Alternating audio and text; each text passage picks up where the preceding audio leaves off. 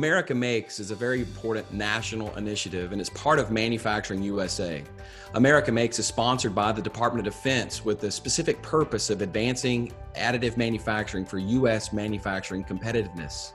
And TEAS, as a state agency and chartered by the state of Texas, is also looking to advance research, technology, and education. We have advanced manufacturing and additive manufacturing capabilities to support us in our learning objectives, and to be quite honest, help us in productivity and reducing cost and ultimately allowing us to accomplish projects faster.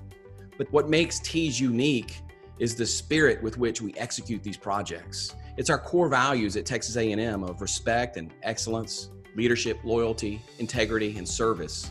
And that service mindset, I personally believe, is what has positioned TEAS to support this pandemic that we're currently facing.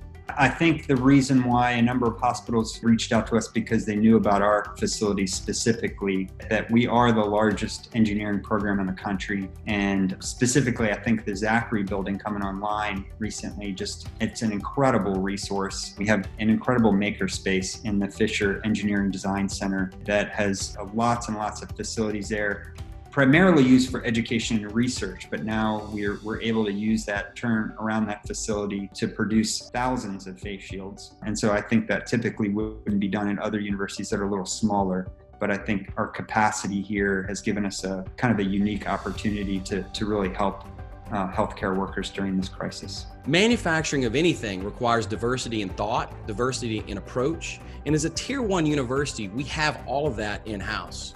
We have to focus on not just making a functional solution, but a functional solution that works and that is safe to use by the many people that are depending on our answers. The Fisher Engineering Design Center is a tool that allows us to rapidly deploy solutions to the manufacturing base, but more so the hospitals and the frontline personnel that desperately need solutions to support the pandemic we currently face.